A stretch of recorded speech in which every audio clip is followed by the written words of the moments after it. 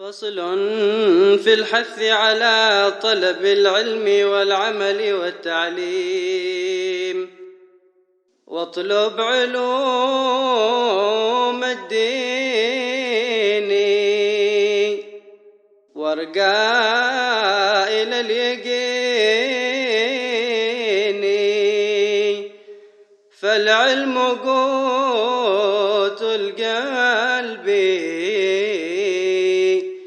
فيه رضاء الرب. Bismillahirrahmanirrahim. Alhamdulillahirabbil alamin. Wassalatu wassalamu ala asyrafil anbiya'i wal mursalin sayyidina Muhammadin wa ala alihi wa sahbihi ajma'in.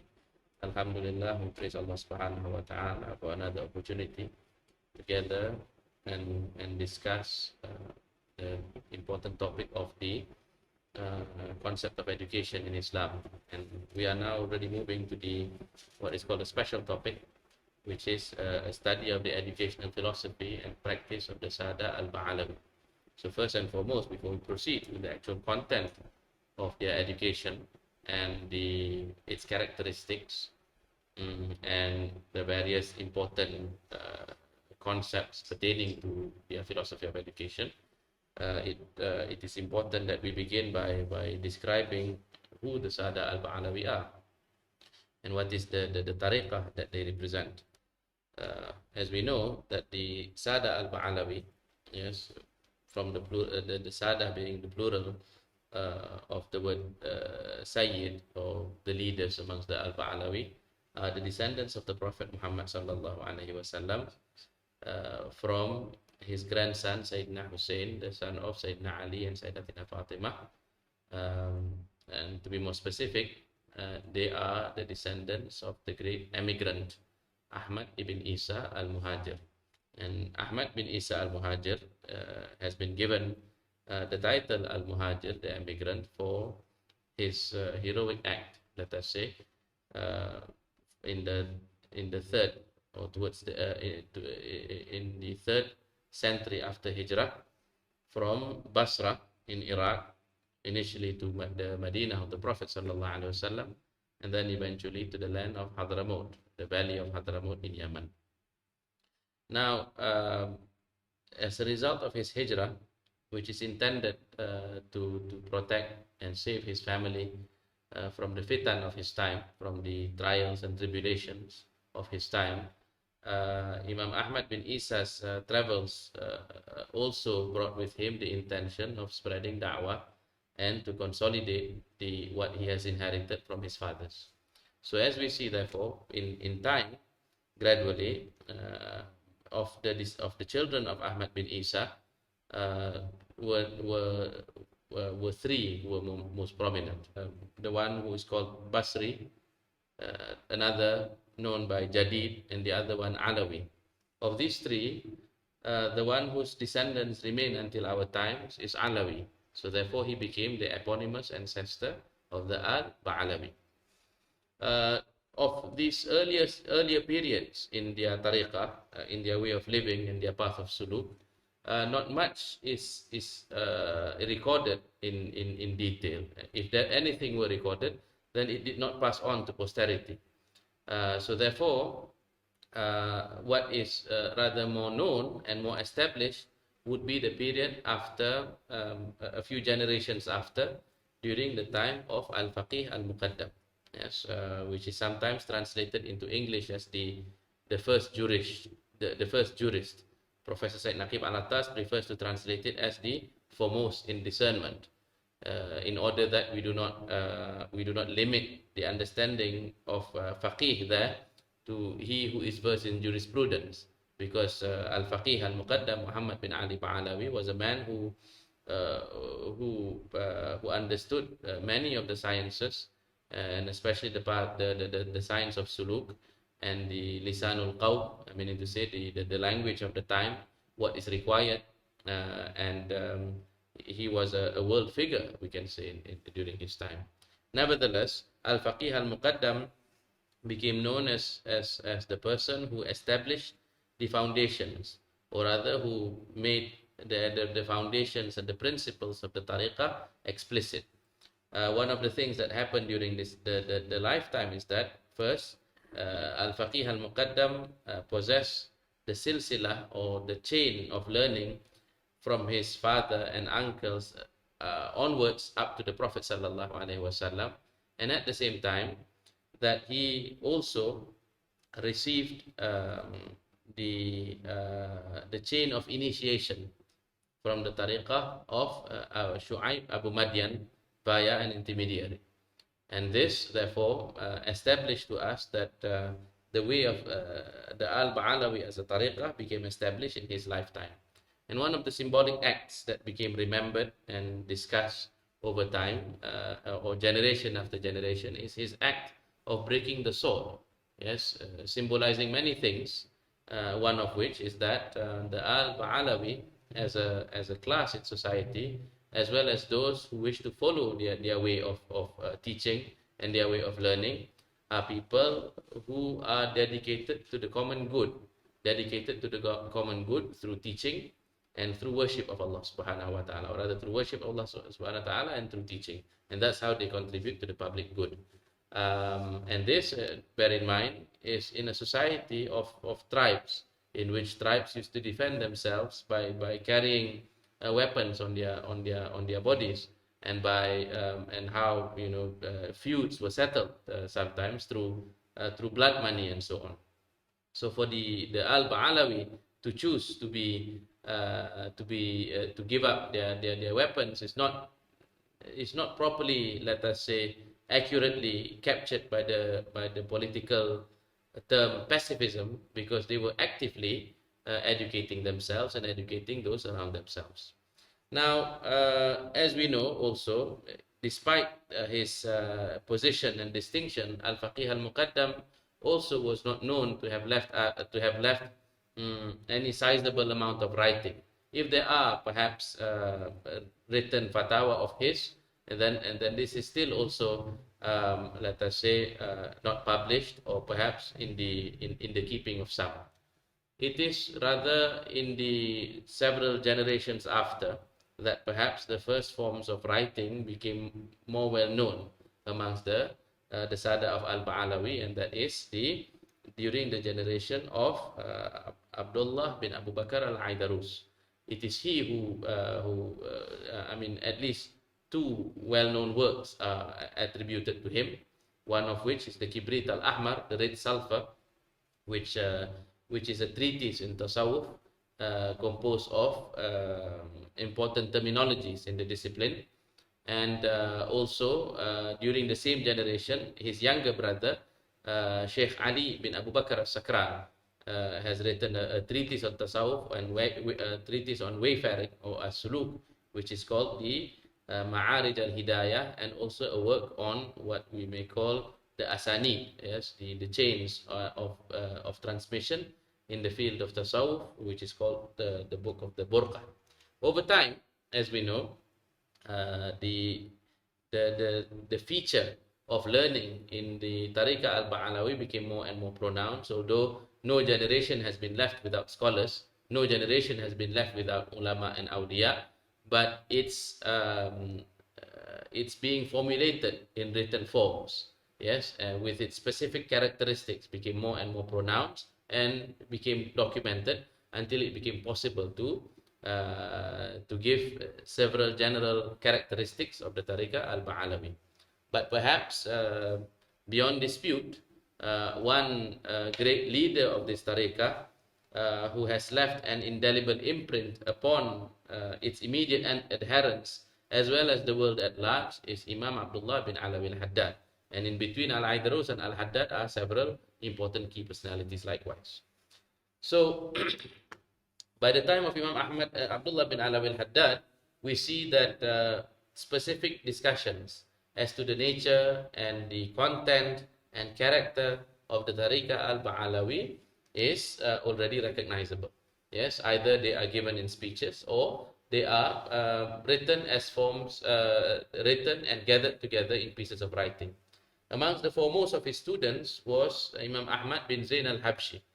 And Imam Ahmad bin Zain al-Habshi has written a number of works, some of which addressing directly the content of the Tariqah Al-Ba'alawi. And amongst the more well-known of this is the Tafsiratul Wali. And the more expensive version is a volume which is the commentary on the Qasida Ainiyah of Imam Abdullah ibn Alawi Al-Haddah.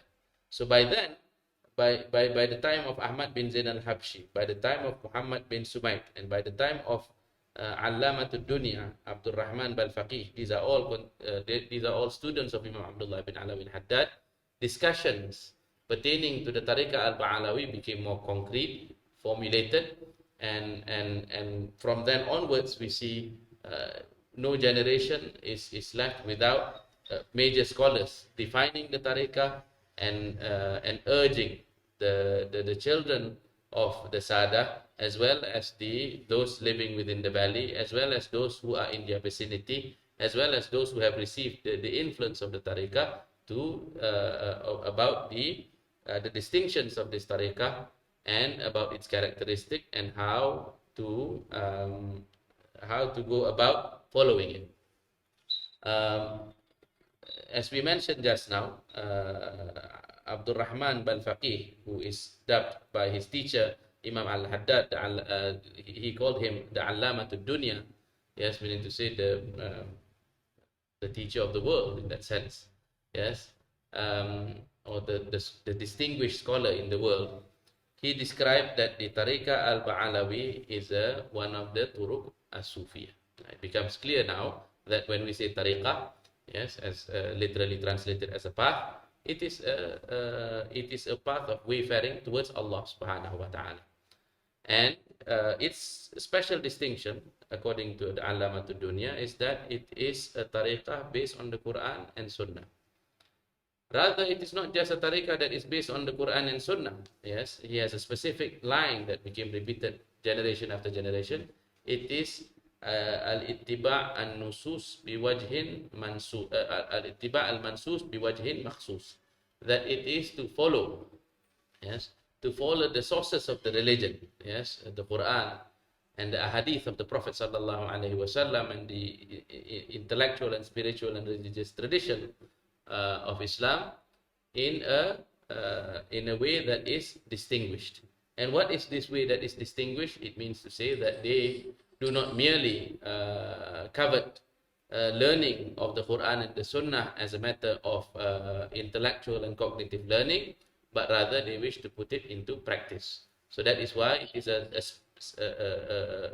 distinguished way of following the Quran and Sunnah, for not treating the Quran and Sunnah as mere cognitive or cogitative content, but something to be practiced. Yes, and it can also be described as the way of Taqwa, because Taqwa is not something, again, cogitative and cognitive, but Taqwa refers to a state of consciousness in the heart of the presence of Allah subhanahu wa ta'ala, producing reverential awe that leads us to follow His commands and to abstain from His prohibitions. That is what is said by Imam Abdul Rahman Bal-Faqih. Yes, it is the following of the Quran, the nusus ala wajhin makhsus. In Ahmad bin Zaid al-Habshi summarized this tariqah based on 5 principles. Yes, first and foremost, the principle of tariqah is the principle of knowledge, al-ilm, and by that they have a specific meaning of ilm. Although we know that in the classification of knowledge in Islam, that knowledge is divided into that which is manthur, or that which is manqul, that which is narrated from one generation after the other, and this is the Quran and Sunnah. And then there is knowledge which is aqli, which is kasbi in nature, which is acquired in nature, and that is through man's reasoning and observation. So, but the Al-Ba'alawi, they especially prize knowledge which is revealed.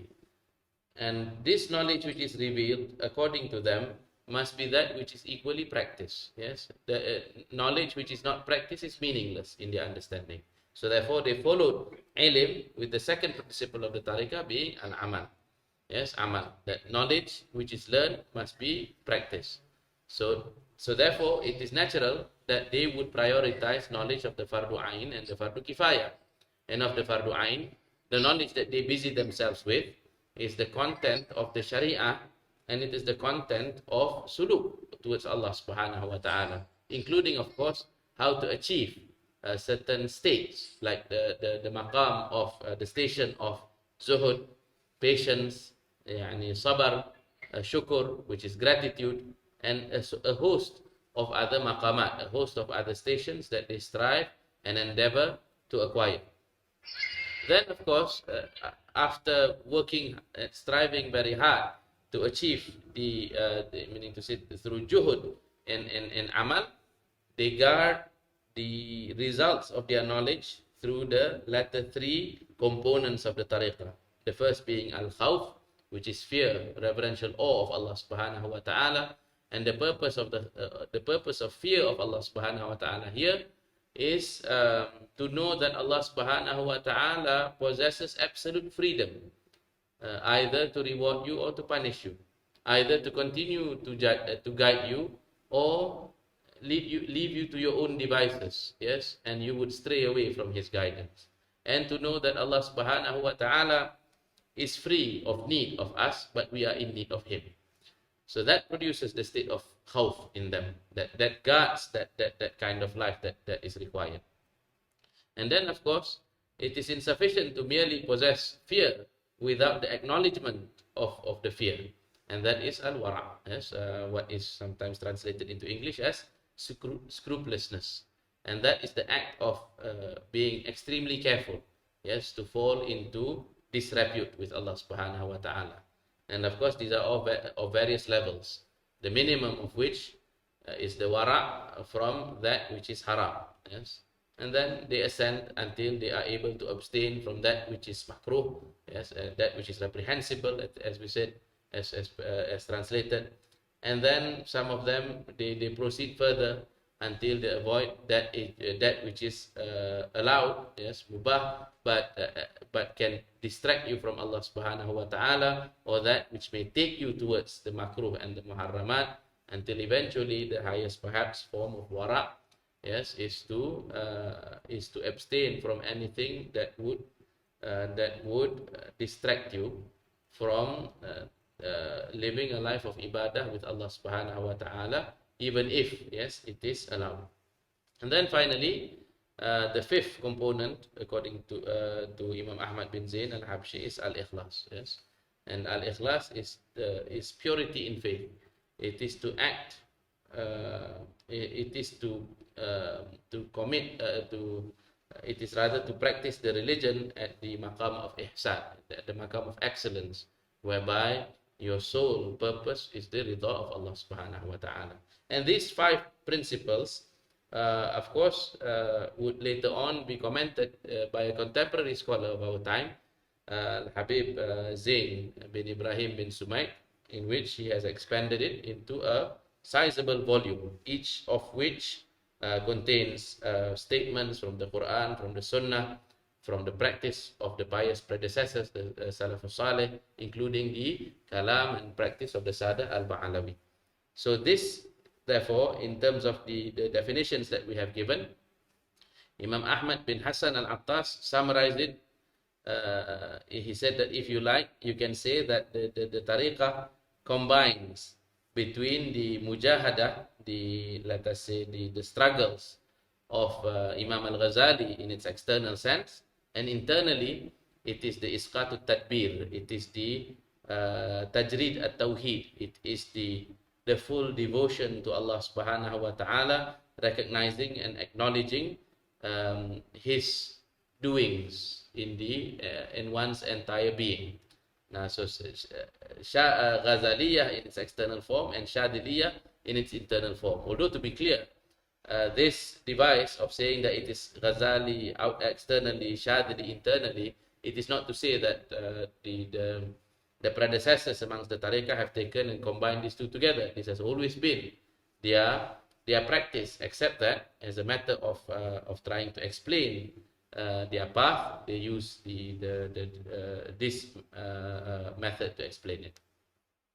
So now I hope that we have been clear who they are, yes. And if already we can perceive that this is the purpose of their education, there is certainly, of course, with your commitment to the Quran and Sunnah, ala wajhin makhsus, as it is said just now, several discoveries, yes, one of which would be taking the Prophet sallallahu alaihi wasallam seriously as a role model, yes, taking your epistemology, meaning to say your theory of knowledge, based on the Sunnah of the Prophet sallallahu alaihi wasallam, that no Sunnah, however, there is no Sunnah which is considered unimportant, let us say, that no ibadah is wasted. As we said just now, since in the external sense they struggle against themselves, we will see that they treat seriously the life of ibadah and the life of, after all, it is a tariqah. So therefore they take seriously the statement of Allah subhanahu wa ta'ala in the Quran, wattaqullah yu'allimukumullah, yes, and have taqwa of Allah subhanahu wa ta'ala in order that your Lord may teach you. And in a hadith that they quote, they say that whoever practices that which he knows shall be taught that which he did not know. Yes. Now Allah subhanahu, so therefore their life has been devoted to this.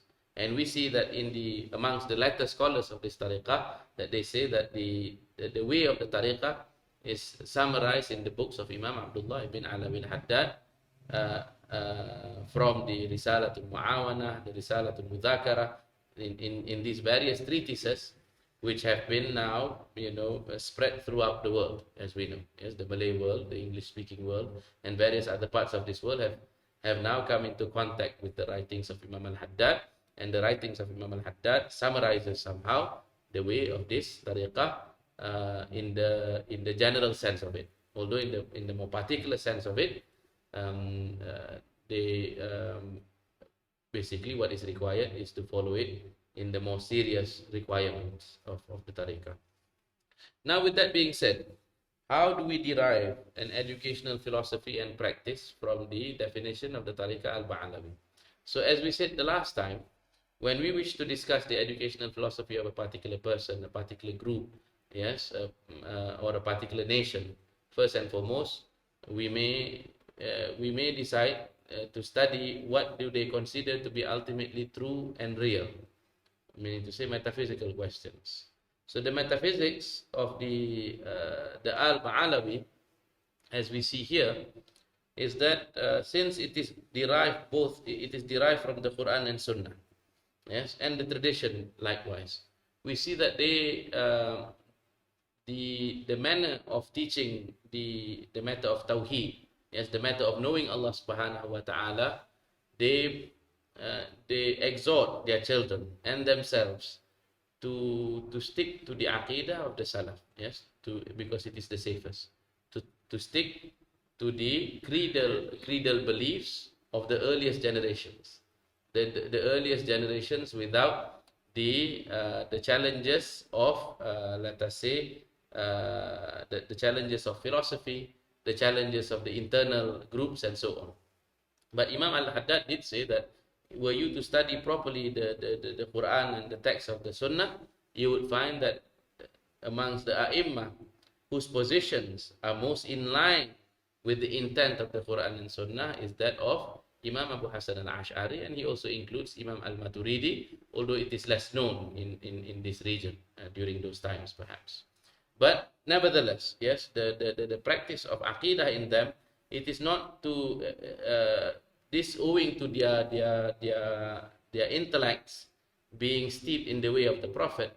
They know that the general public, yes, and the society, first and foremost, in the Hadramaut region, and then later on as they develop and spread their teachings throughout the Indian Ocean until it reaches the coasts of Africa and the Malay archipelago, they prefer to not delve into abstruse matters of tasawwuf, abstruse matters of aqidah.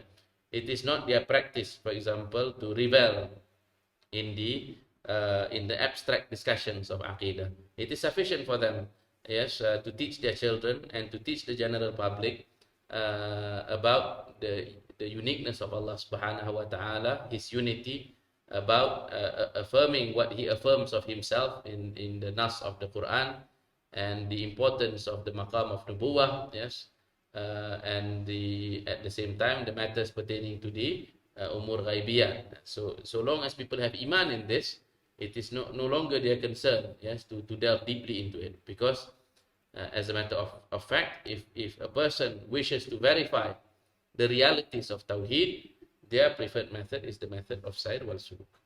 So now, since Aqidah is taught in a manner that is free from blemishes and handed down to posterity, the focus of their labors in learning has been the science of fiqh, yes, which according to some of them is the khulasa. It is the summary of the Sharia, because it is the source of how a person knows what ought to be prioritized. It is a source of how a person can be protected in his practice.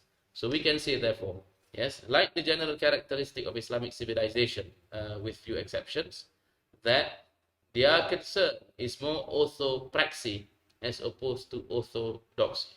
I meaning to say, it is to possess the right practice, yes, as opposed to merely having the right beliefs, yes. So their labor has been to, for example, how to ensure that their daily tradings and dealings are all halal, how to ensure that their marriage contracts are sah, are valid, how to ensure that their ibadah are accepted by Allah subhanahu wa ta'ala. And this has been their labor, and we've seen generation after generation that the successful indicator of their educational philosophy is in the production of fuqaha, yes, people who are truly understanding of the aspects of religion.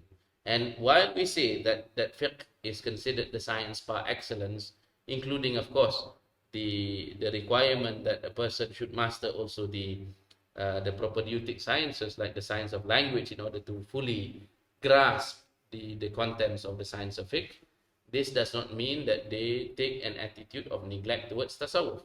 Yes, for them, fiqh and tasawwuf is not something separable. Yes, and tasawwuf here, in their sense, the priority is towards the aspect of tasawwuf that produces good men and women, which is the tasawwuf akhlaqi. And as we've seen, yes, in the writings of Imam Haddah, Imam Ahmad bin Zain al-Habshi, they consider that the continuity of the Tariqah al-Ba'alawi stemmed from the time of the Prophet ﷺ down to the Sahaba, and from the Sahaba to the Tabi'in, to the followers of the Sahaba, and from the Tabi'in down to the A'imma, the leaders or the great scholars of this tradition, and they mention several names.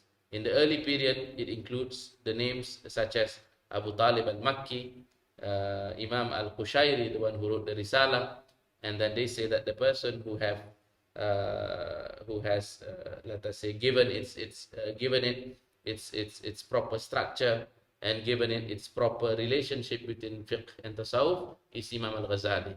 And they have ascertained since the time of Al-Aidarus, if not before, that the work that combines together, yes, all their concerns, yes, in this life and beyond, that they prioritize is the Ihya Ulumuddin of Imam Al-Ghazali. And they have a special relationship with the Ihya, that it continues to be read in their Rawha.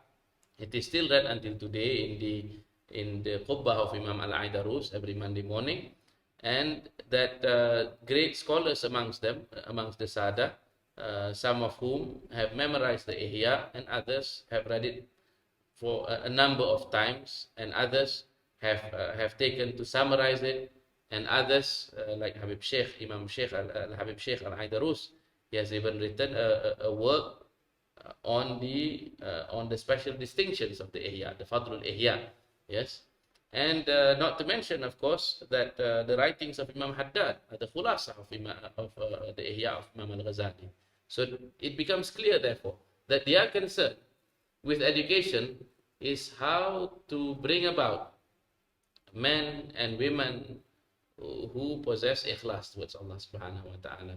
Men and women who are free in their actions from that which would harm themselves and that which would harm others and that which would harm the natural order of things. Men and women who take their duties of amar ma'ruf, commanding the good and prohibiting the evil seriously. Men and women who take the prophetic task of da'wah seriously as part of their personal duties. Men and women who takes their ibadah seriously. Men and women who values the things that the Sharia values seriously. This is the purpose of education within the Tariqah Al-Ba'alawi. And the political move by Al-Faqih Al-Muqaddam only consolidates this, yes, because there needs to be, for every generation and for every town, that ulama, yes, the inheritors of the Prophet sallallahu alaihi wasallam, who takes it as their social responsibility, a personal responsibility, to remind themselves and to remind their community of their mithaq, their covenant with Allah subhanahu wa ta'ala. And we see that this has taken concrete form, yes, wherever they went, but especially especially Tarim, where the center of the Sada al-Ba'alawi is considered. Yes, where the masajid that they've built, that which are recognizable until today. Yes, they truly concretize this belief of, as Imam Ahmad bin Hassan Al-Attas said in the Tadhkir An-Nas, that their purpose is to make the servants of Allah subhanahu wa ta'ala beloved to Allah subhanahu wa ta'ala, and Allah subhanahu wa ta'ala beloved to his servants. So Allah beloved to his servants and his servants beloved to Allah subhanahu wa ta'ala. The first through da'wah and the second through ta'aleem, tarbiyah wa ta'deeb. Yes. Now, once we know this, those of us who live in other parts of the world who have received the benefits of the da'wah of the Al-Ba'ala, we will appreciate their work. Yes, because if we look at the Malay archipelago as an example, we will see that the historical records and the effects of their da'wah is to such an extent, yes, that these islands, as diverse as the people are many, as the languages are many, as the customs are many, how is it that they can all be united within the same madhab in the ibadah, madhab in jurisprudence, which is the madhab of Imam Shafi'i? How is it that they are all united in the sound aqidah of the Ahlus Sunnah wal Jama'ah? And how is it that they all share, yes, the effects of the teachings of Imam Al-Ghazali in the adab and akhlaq, in their etiquettes, in their social dealings? How is it that this effect came to the Malay archipelago? Certainly, we reject any autochthonous explanation. Certainly, that is thrown out of the window, that it didn't simply just come to them, yes, of their own doing, but rather it is their reception of the da'wah of the Sada al-Ba'alawi.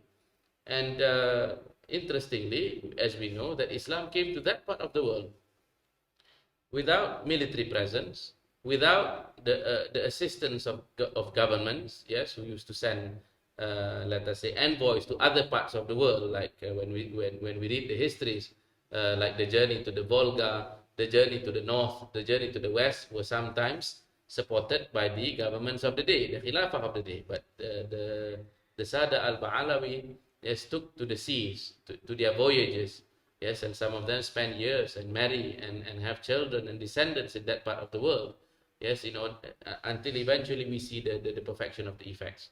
So what would take them, what would push them to do that, had it not been their commitment to the Quran and Sunnah, had it not been their special attachment to the Prophet sallallahu alaihi wasallam? And these are all the effect of the educational philosophy of the Sada al-Ba'alawi. And perhaps we can argue even further, yes, what was the cause of the establishment of the Madaris, the Pondok and the Pesantren, had it not been for the purpose of and the Majalisul Ta'lim, yes, the centers of teaching, the habitual sitting in front of the teachers that we've seen become institutionalized in our parts of the world. These are all part of their interest to protect and to preserve what has been gained in terms of religious learning. So certainly, therefore, the educational philosophy is a powerful. It was of the Sada al-Ba'alawi did leave its imprint on history. Yes, not just on their region, but in fact on world history. And from time to time, we see that it is renewed generation after generation. And from time to time, we also see that there is a certain amount of jealousy, yes, in the positive sense, the ghira, yes, in the amongst the Sada of the Al-Ba'alawi towards the Ummah, yes, that pushes them towards writing treatises of da'wah, yes, writing treatises of da'wah, treatises of calling people unto Allah subhanahu wa ta'ala, and how to go about doing that, and at the same time the production of da'is who call us to Allah subhanahu wa ta'ala to various parts of the world. Now, so that's the content, yes, of the educational philosophy of the Sada al-Ba'alawi. What can we say then about the curriculum? Yes, the curriculum, as we've seen that how it has become formalized over the years. We know that it was only very recently, perhaps, that they have taken the more formal academic models which have been in existence in other parts of the Muslim world, because previously the manner of learning is through attachment to scholars, and more often than not, the first teachers would be their own parents, yes, their mother and father, their uncles and their elder brothers, and then the other scholars in town. And then eventually they would take on journeys of learning from other parts of Yemen, and then the other parts of Arabia, and then the other parts of the Muslim world. Yes, they would.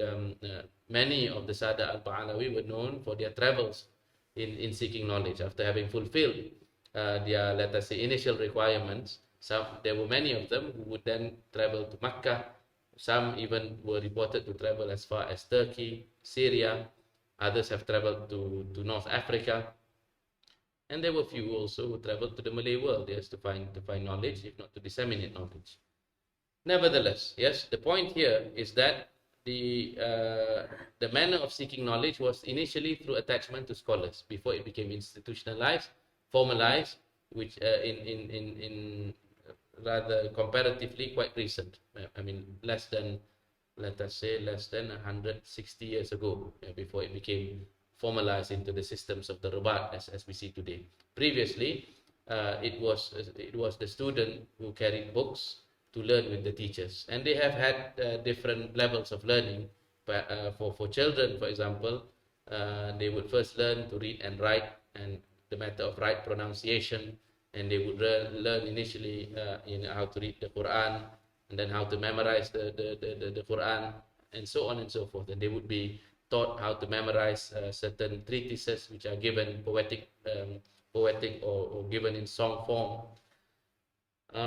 And the content has been, as we know, the religious sciences primarily. But they also, as a matter of the requirements of living, they have also produced scholars who were well adept with astronomy, who were well adapted to the science of medicine, and various other sciences which basically serve the needs of the local population.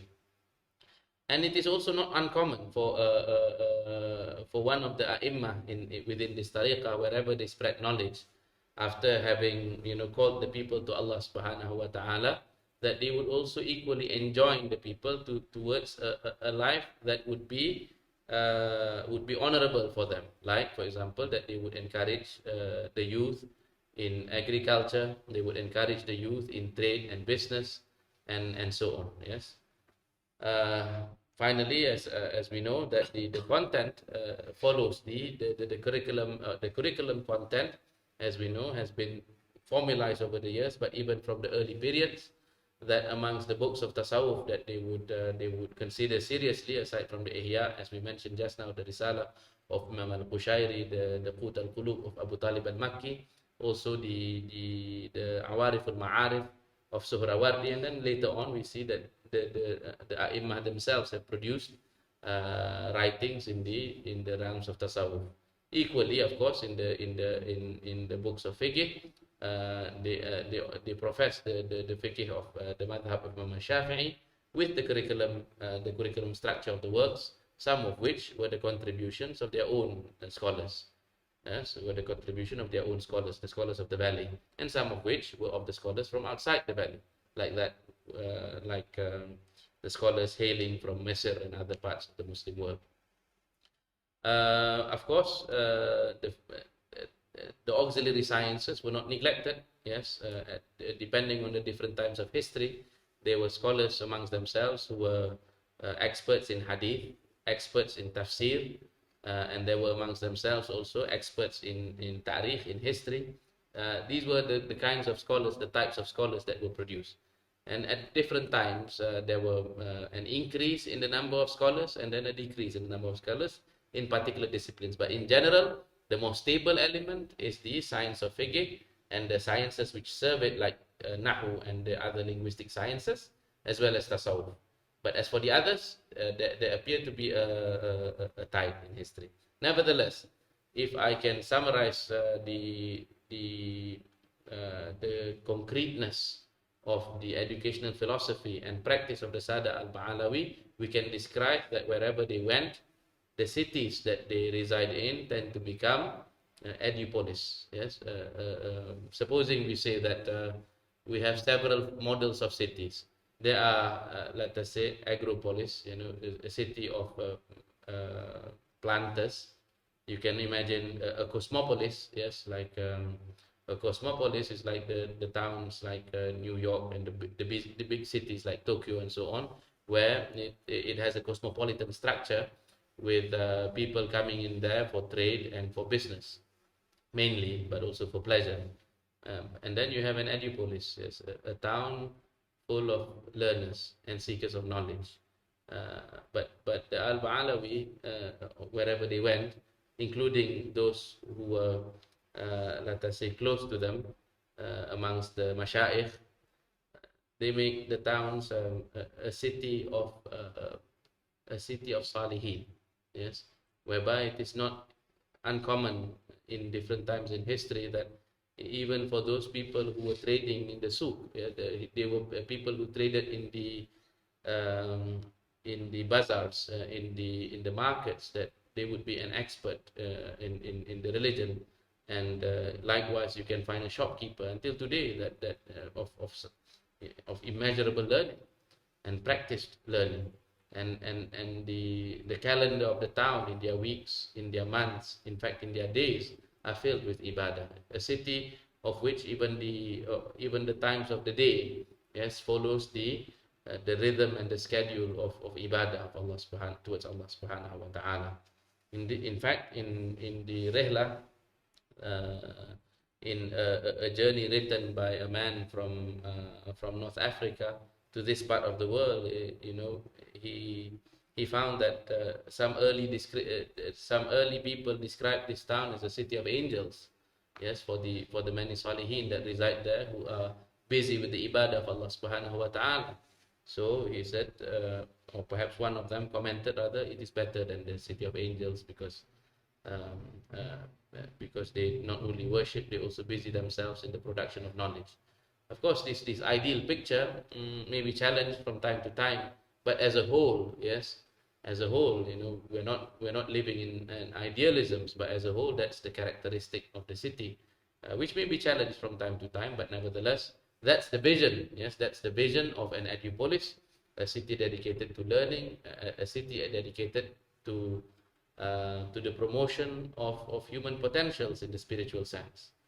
I remember when I sent some of these descriptions to Professor Wan about how the households were the first places of learning, about how gatherings in the family, yes, if they are fortunate, somebody in their family is a scholar, that even social gatherings are filled with reminders about the religion and about and any opportunity of spreading knowledge is taken. He said that, well, if this is truly the description, then even Athens would be put to shame, isn't it? Well, Hassan, in summary, and finally, perhaps another point before we close, is the fact that the Sada al-Ba'alawi takes seriously the preservation of fitrah in their children. Yes, the preservation of fitrah in their children. And there is a concept of a hawta, meaning to say like an enclosure. Yes, usually when an alim, a learned man who is a salih, when he travels in order to spread da'wah, yes, he would then have his children and those immediately connected to him within an enclosure, such that the children are not to leave the enclosure until a certain age. And this is in order to protect the children from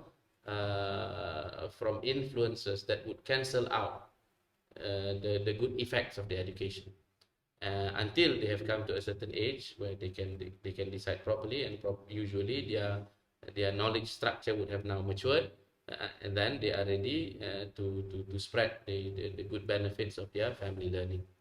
And I suppose with that, let us hear our round of discussions, and if you have any questions, anything that you wish to share, you're more than welcome.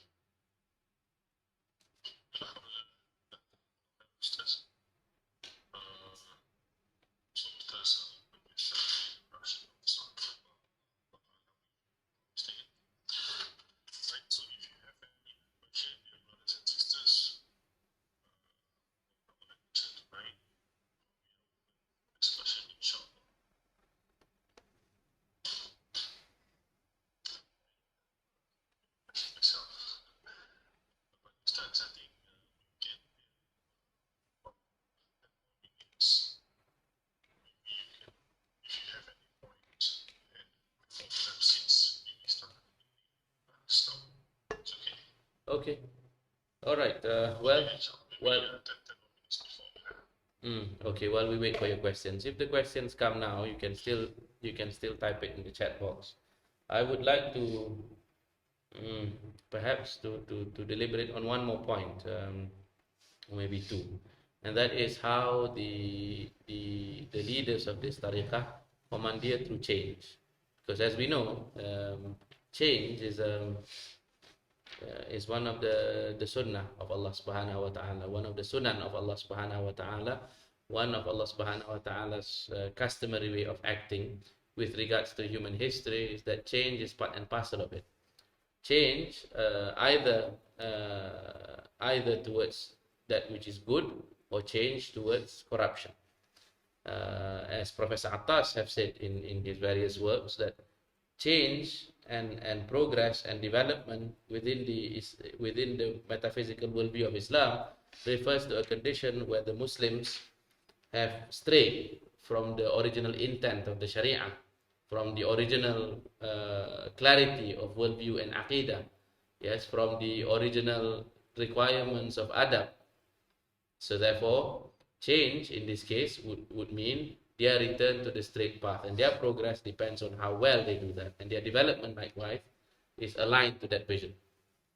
So with regards to the Sada al-Ba'alawi, as we know in history, that they are living with the reality of change, and they have employed all the possible guidance that they can derive and extract from the Sunnah of the Prophet sallallahu alaihi wasallam.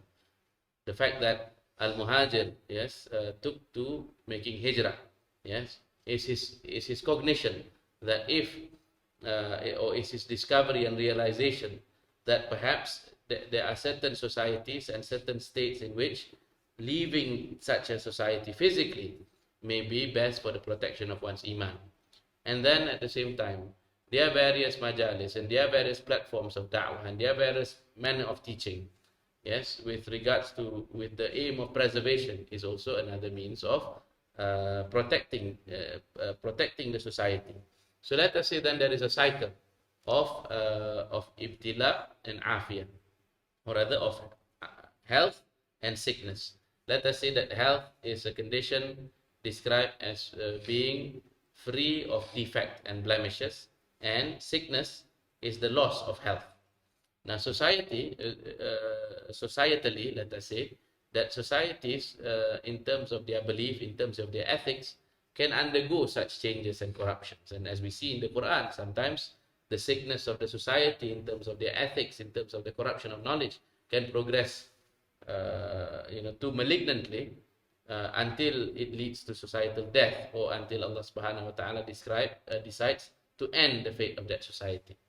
So therefore, their work, yes, in da'wah, their work in calling people unto Allah subhanahu wa ta'ala is their role that they play in trying to preserve and conserve for the longest time, yes, between the time of the Prophet sallallahu alaihi wasallam until our time today, until Allah subhanahu wa ta'ala decides to end the world society from tending towards corruption.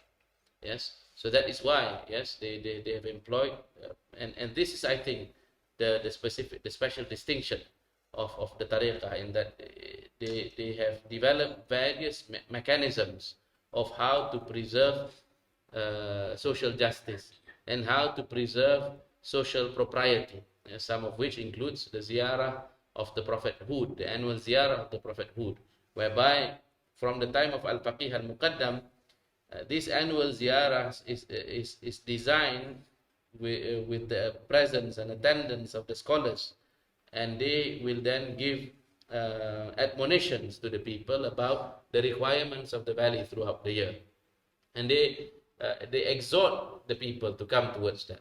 And they have taken throughout the year, yes, all the important ayyamillah, the days of Allah subhanahu wa ta'ala, are taken seriously by them, yes, from Isra wal Mi'raj in Rajab to the mid of Sha'ban, to the month of Ramadan. Every important event in the calendar is marked properly and is celebrated properly with the intention of preservation. Such is a movement which our teacher, Professor Wan, has described generally with regards to Islamic civilization, but we say it especially applies to the Tariqah al-Ba'alawi, that it is a dynamic form of stabilism, that the stability is in their adherence to knowledge, their adherence to religious practice, but it is also at the same time dynamic in that it is able to commandeer through the challenges of the time and responds properly. And as we've seen now today, with the challenge of the secular worldview, yes, some of the habaib, yes, some of the ulama, yes, have taken to the podiums and have taken to the various means of addressing the people of how to curtail the advancements of the secular worldview, and some of them going as far as to challenge the fundamental conceptions, yes, to challenge the meaning of freedom, to challenge the meaning of progress, to challenge the meaning of the standard narrative today, in order that we can preserve and conserve this most cherished way of living, this life of values and virtues. Wallahu a'lam.